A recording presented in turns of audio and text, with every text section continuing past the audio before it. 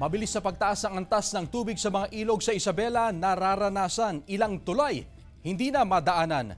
Nakatutok live si Jasmine Gabriel Galban. Jasmine? Chris, sa mga oras nga na ito ay ramdam na ang epekto ni Bagyong Christine sa probinsya ng Isabela. Tuloy-tuloy ng buhos ng ulan na may kasamang malakas na hangin.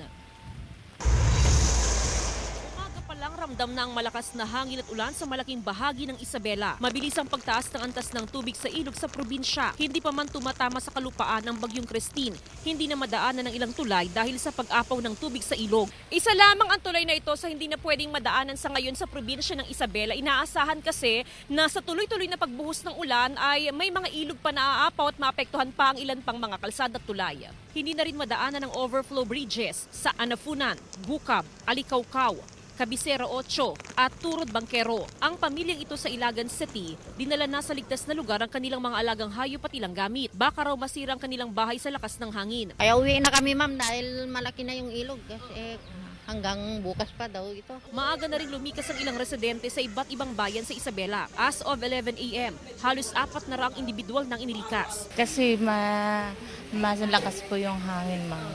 At saka hindi rin po safe sa bahay. Isa pa may baby May baby po ako. Inaasahan ngayong gabi magla-landfall ang Bagyong Christine sa Isabela. Mahigpit na binabantayan ng mga otoridad ang mga bayan sa southern at northern part ng Isabela dahil sa banta ng pagbaha. Downstream sila eh. Ang flow ng tubig is from south to north. Pag naipon na dun sa northernmost portion ng river, magba-backflow na yan. Kaya yung limang bayan na yun yung pinakamababa. Samantala, inilikas na rin ng mga residente sa coastal town ng Divilacan at Palanan dahil sa banta ng storm surge.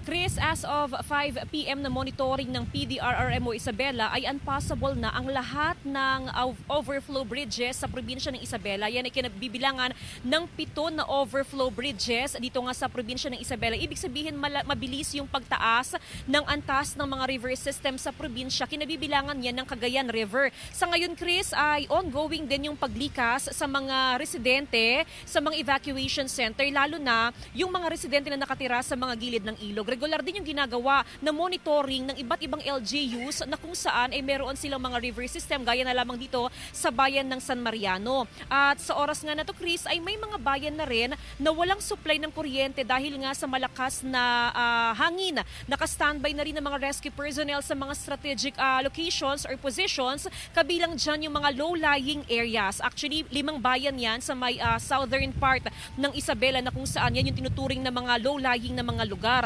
Ongoing din yung distribution naman ng mga relief packs, especially doon sa mga residente na nasa mga evacuation center. Ang panawagan, Chris, ng PDRRMO, ng provincial government, ng iba't ibang LGUs sa ating mga kapuso, especially ngayong gabi inaasahan yung paglandfall ni Bagyong Christine sa probinsya ng Isabela ay magdoble ingat. Kung kinakailangan po na lumikas na ay mas mainam na lumikas na dahil mas maganda pa rin na nasa evacuation center ang ating mga kapuso ngayong paparating ang Bagyong Christine. Chris? Maraming salamat at ingat kayo dyan. Jasmine Gabriel Galban.